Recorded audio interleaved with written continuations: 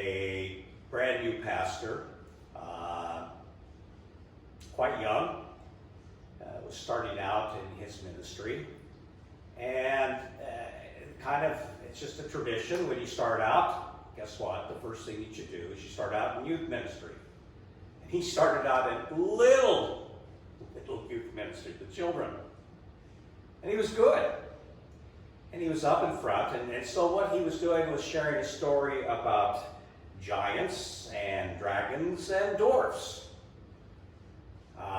And the little kids were just fascinated, as little kids are all over the place. It's just a topic they love to talk about. So at the end of the story, and at the end of the exercise, he decided to play a game. He says, so now what do you want to be? A giant, a dragon, or a dwarf? And all the little kids raised their hands and were just excited, and except for a little girl. And she came up and pulled on his pant leg. And she said, where's the place for the mermaids? And the pastor said, well, there are no mermaids. And the little girl said, yes, I'm a mermaid. Where do I go? That little girl taught us all a lesson. That little girl knew who she was. And she wanted to make sure that there was a place for her in the whole scheme of things.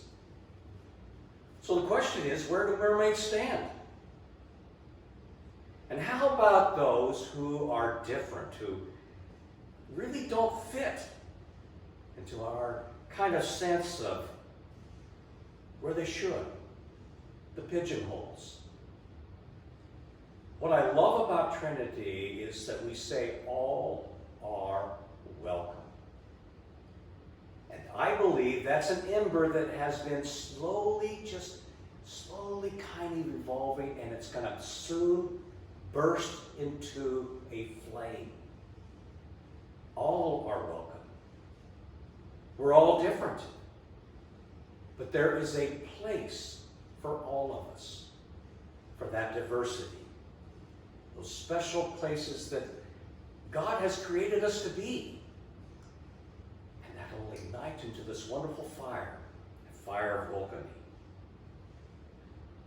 Diversity, like anything worth having, it requires an effort.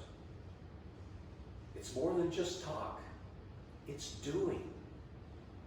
And that effort is to learn about and respect differences, to be compassionate with one another, and to be tolerant, and to cherish one's own identity, to accept unconditionally the same in others.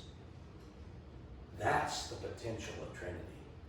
We do welcome all. God bless.